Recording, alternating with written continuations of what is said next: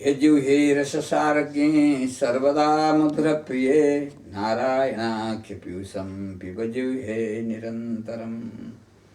नारायणं नमस्कृत्य नरं चैव नरोत्तमं देवीं सरस्वतीं व्यासं ततो जयमुदीरयेत्। कथा प्रारंभ होन्छे सुन्नुहोस् वीर हनुमान राम लक्ष्मण जानकीले सदा गरुन् कल्याण परमात्मने नमो नमः। श्रीमद् भागवतको महात्म्य एकाग्र चित्त भइकन श्रवण गर्नुहुनेछ। नैमिषारण्य क्षेत्रमा 88,000 ऋषिहरूलाई सुतजीले श्रीमद् भागवतको महात्म्य श्रवण गराउनु भएको छ। श्रीमद् भागवतको जो महात्म्य हो त्यो पद्म पुराणले गाउनु भएको छ। आफ्नो महिमा आफैले नगाउने श्रीमद् भागवतले आफ्नो महिमा कहीँ पनि गाउनु भएन। श्रीमद् भागवतको महिमा पद्म पुराणमा गाइयो।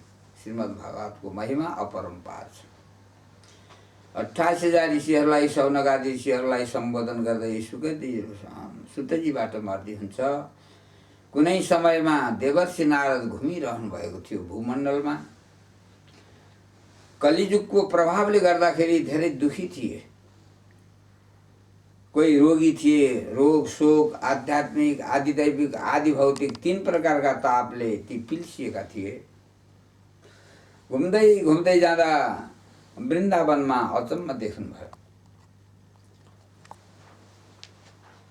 त्यहाँ एउटी बुढी दुईटा बुढा भएका छोरा र एकदम भर्खरकी जवान भएकी आमा रहेछन्।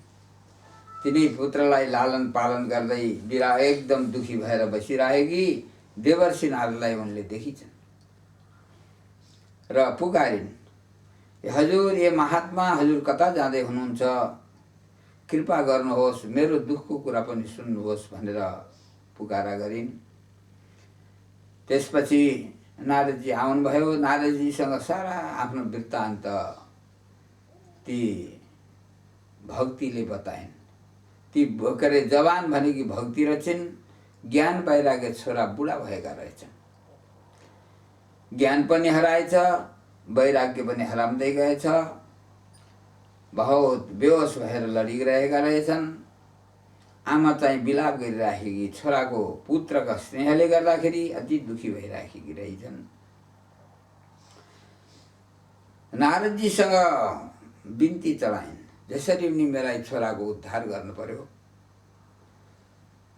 म घुम्दै घुम्दै आउँदा वृन्दावनमा आएर म त जवान भएँ, तर छोरा त बुढाका बुढै रहे। यिनको कसरी उद्धार हुन्छ, यिनको कल्याण कसरी गर्न सकिन्छ? हे नाथजी, तपाईले धेरैको कल्याण गर्नुभएको छ। सौतानी आमाका बागबानबाट पीडित भएर तपस्या गर्न जान लागेका ध्रुवलाई पनि हजुरले बाटो देखाउनु भएर भगवानको ओम नमो भगवते वासुदेवाय द्वासाक्षरी मन्त्र प्रदान गरिकन तपस्या गरेर ध्रुवले आफ्नो ध्रुवलोक प्राप्त गरे भगवानका कृपाले। हजुरलाई यस्ता प्रकारले हजुरले प्रहलादलाई पनि यस्तै प्रकारले उद्धार गर्नुभएको छ।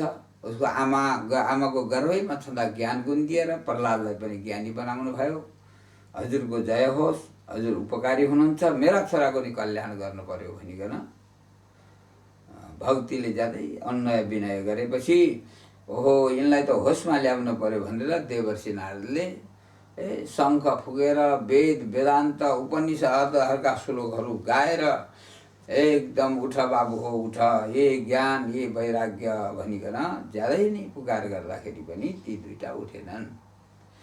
हे शौनकादि ऋषिश्वरहरू हो, निराश भएर देवर्षि नारद त्यहाँबाट कसरी यिनको उद्धार गर्ने हो भनेर घुम्दै घुम्दै घुम्दै घुम्दै जाँदाखेरि बद्री विशालमा पुग्नु भएछ।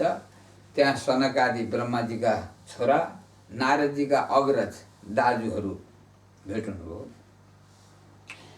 त्यसपछि हे नारदजी किन चिन्तित हुनुहुन्छ तपाईँ भनिकन सनकादिले सोद्धाखेरि सारा वृत्तान्त भक्ति ज्ञान वैराग्यको सारा वृत्तान्त नारदजीले बताउनु भयो।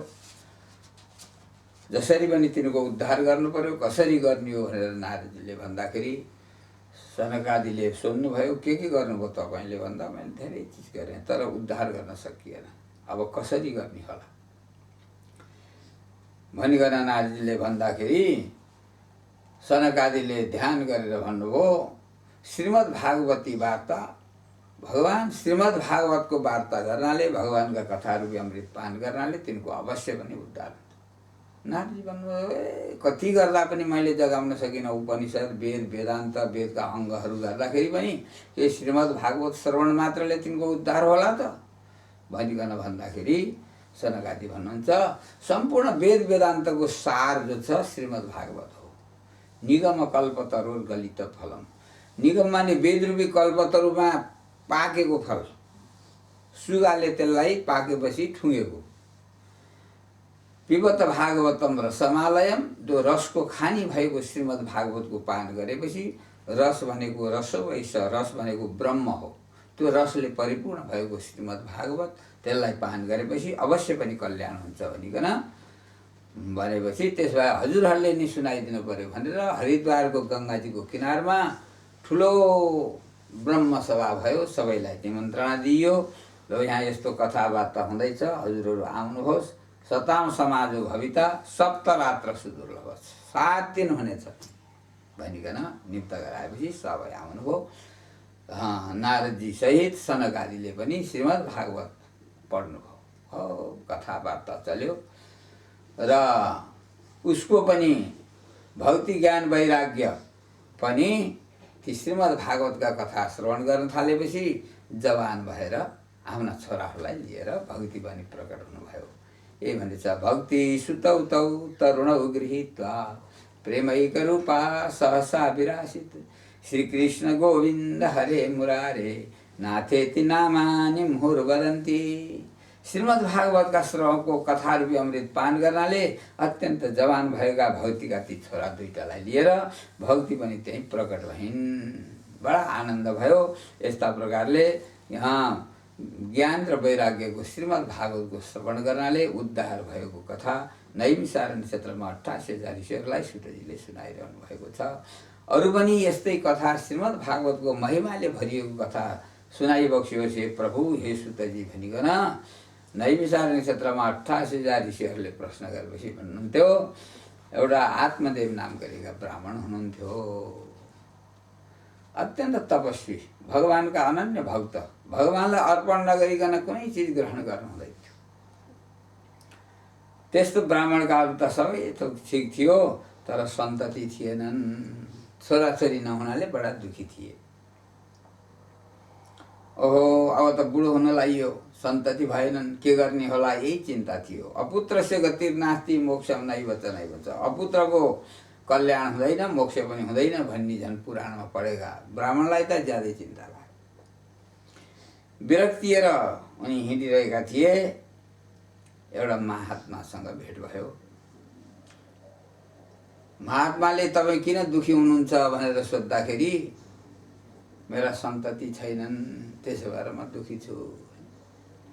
महात्माले ध्यान दृष्टिले हेर्दा ध्यानावस्थित तद्गते न मनसा ध्यानमा तद्गत भएर यसो उनको भाग्य भूत भविष्य वर्तमान हेर्दाखेरि 7 जन्मसम्म तपाईँका भाग्यमा छोराछोरी छैनन् भनिदिएपछि त खङ्नङ्ग भए आत्मदेव।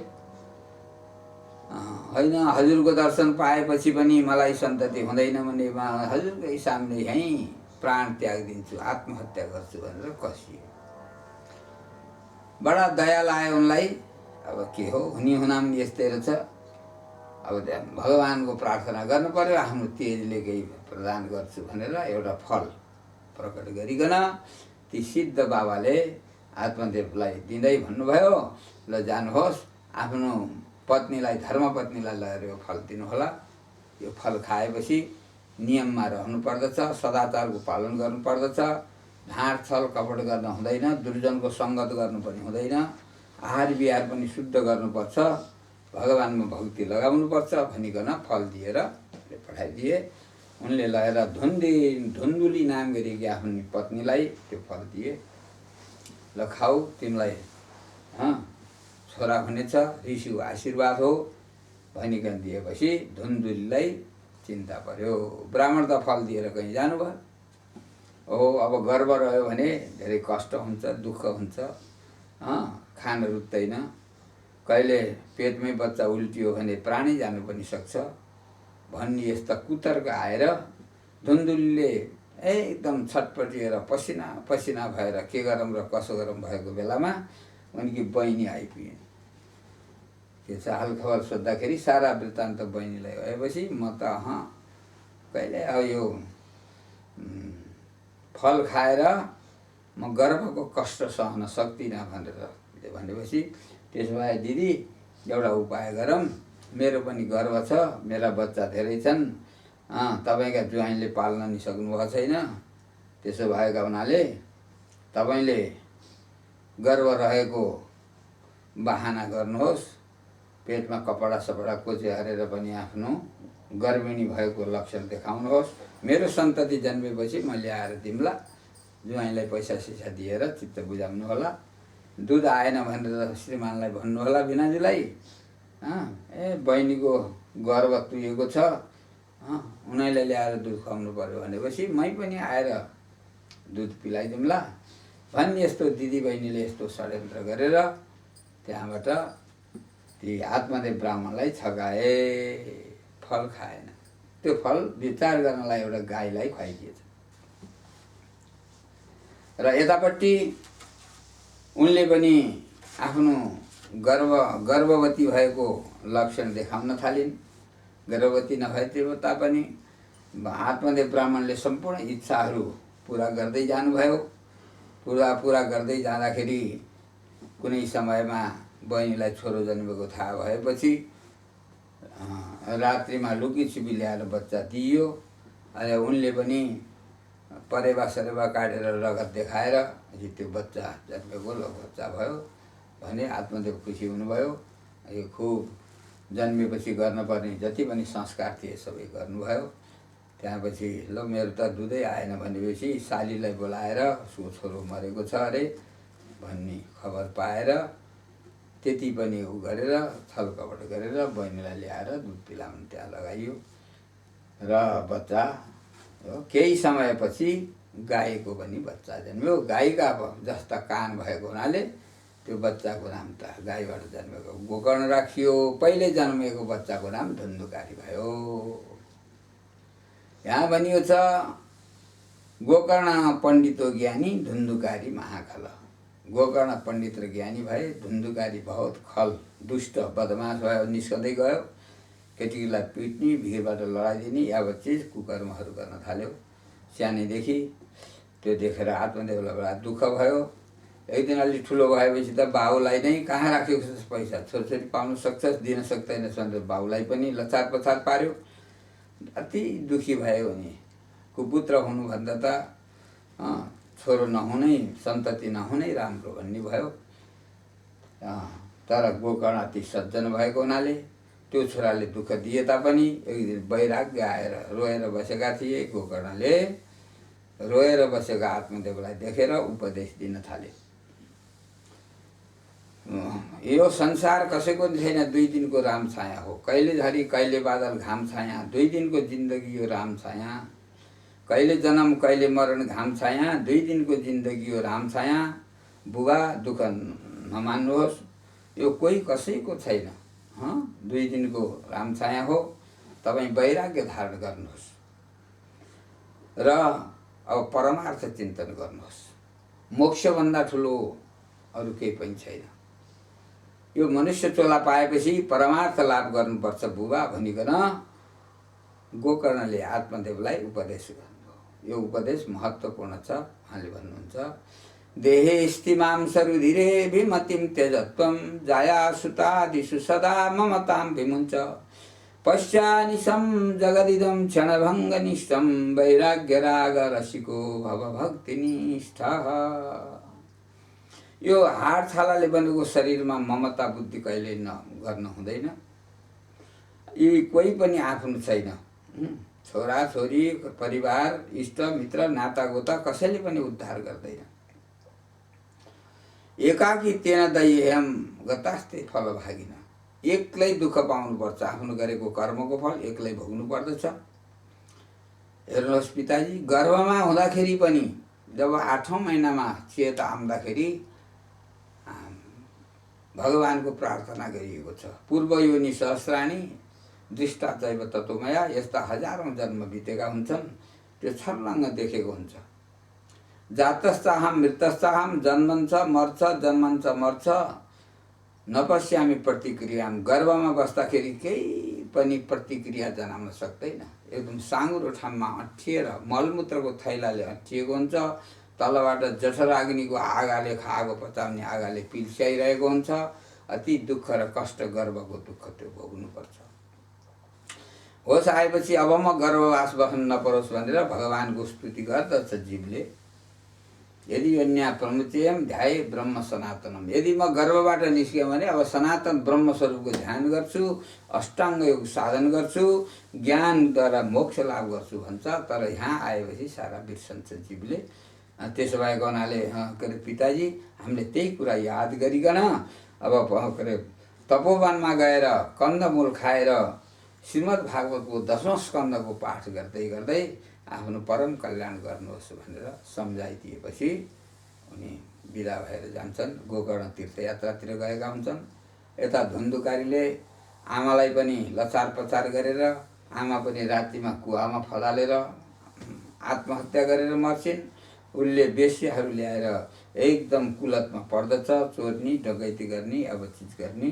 धेरै सम्पत्ति चोरेर ल्याएपछि ती ल्याएका वेश्याहरूले विचार गर्छन्, कहिले यो पक्रिन्छ, हामीलाई नि पक्रेर लानु बेर छैन, यसलाई मारिदिउँ भनेर मतो गरेर तिनले राति घाँटीमा बाँधेर मुखमा भुम्रो हालेर त्यो धुन्धुकारीलाई मारिदिन्छन्। आफू मोज गर्छन्। asi जता पायो उतै जान्छन्। ऊ मरेपछि धन कमाउन गएछन् भनेर हल्ला गरिदिन्छन्, त्यहीँ गाडेर राखिदिन्छन् धुन्धुकारीलाई। पछि गएर गोकर्ण तीर्थयात्रा सकेर आफ्नो जन्मस्थान कस्तो छ के छ हेर्दै हेर्दै आउँदा त बेलुकी त्यहीँ बास बसे एउटा पिचास, वायु भएको पिचास आएर तर्साउने ऊ गर्ने, कहिले हात्ती कहिले घोडा कहिले राँगाको रूपमा देखिने गर्न थाल्यो। ए तिमी को हौ भनेर भन्दा केही बोल्नै सकेन।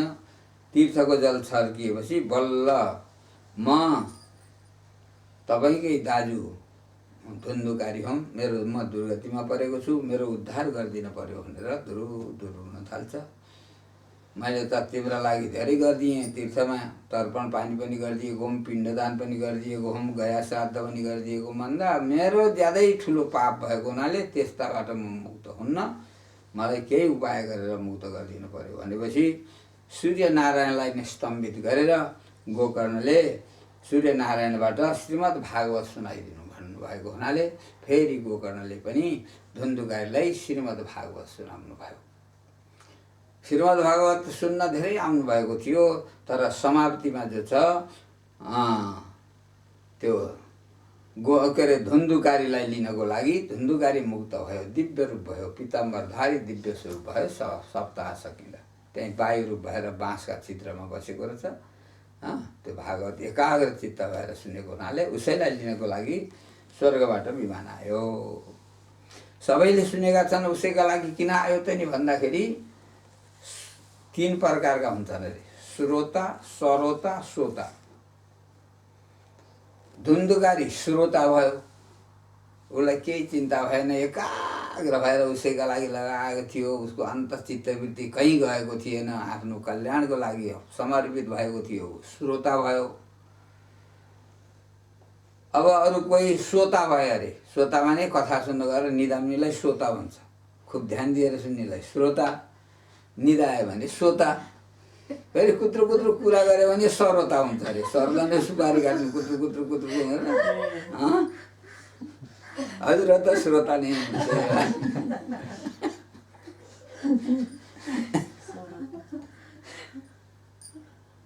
त्यस कारणले जो श्रोता छ त्यसलाई विमान आइहाल्छ। सरोता र श्रोता त त्यस्तो भएछ। धन्य भयो, उसको निभो गरे। फेरि सबैको कल्याण होस्, सबै श्रोता भएर सुन्नुहोस् भनिकन फेरि गोकर्णले केही समयपछि फेरि श्रीमद् भागवत सुनाएर अरू सबैलाई पनि उद्धार गर्नुभएको थियो। श्रीमद् भागवतबाट यस्ता प्रकारले कल्याण हुन्छ। यसमा श्रीमद् भागवत हुँदाहुँदै त्यहाँ सम्पूर्ण भगवान पनि प्रकट हुनुभयो। अनेक प्रकारले भजन कीर्तन भयो, भगवानको भक्ति सत्सङ्ग खूब ज्ञान गुणका कुराहरू भए। किनभने भाग्योदयेन बहुजन्म समर्जितेन सत्सङ्ग मञ्च लभते पुरुषो यदा वै अज्ञान हेतुकृत मोह मदान्धकारम नाशम विहाय तदोदयते विवेक। यस्तो सत्सङ्गबाट श्रीमद् भागवतका कथाहरू अमृतका पान गर्नाले हाम्रो अवश्य पनि कल्याण हुन्छ भनिकन नैमिषारण्य क्षेत्रमा 88,000 ऋषिहरूलाई सुतजीले विस्तार गरिएको श्रीमद् भागवतको जो महात्म्य हो, जो पद्म पुराणले गाएको छ, श्रद्धालु पुण्यात्माहरूको समक्ष यहाँ पनि यथामति बुद्धि अनुसार विस्तार गरियो। नारायण हरि हरि हरि हरि हरि परमात्मा नै। यसको अलिकति के जस्तो अब सिधा कथा त हजुरले भनिदिनु भयो होइन, अलिकति यसको के हो त, भाव के हो, प्रतीकात्मक अर्थ के हो, हामीले के बुझ्नुपर्छ भन्ने कुरा थोरै व्याख्या गरिदिनु भयो भनेदेखि राम्रो हुन्थ्यो कि। जस्तो अब धुन्धुकारी अनि गोकर्ण होइन, धुन्धुली, यसलाई प्रतीकात्मक रूपमा कसरी बुझ्न सकिन्छ? धुन्धुकारी भनेको महामोह। यो संसारको रचना, संसारको मालिक मन हो। मनका दुईटी पत्नी छन् होइन, दुईटी पत्नी हुन् कुन? एउटा प्रवृत्ति, एउटा निवृत्ति। प्रवृत्तिबाट नै धुन्धुकारी, निवृत्तिबाट भएको गोकर्ण। निवृत्ति मार्गको प्रतीक गोकर्ण, प्रवृत्ति मात्र हो। यो मन विशेष गरेर प्रवृत्ति, दुईटी पत्नी मध्ये प्रवृत्तिलाई ज्यादा रुचाउने। त्यसो भए उहाँले प्रवृत्ति मार्गबाट कहिले पनि परमार्थ लाभ हुन बडा गाह्रो छ।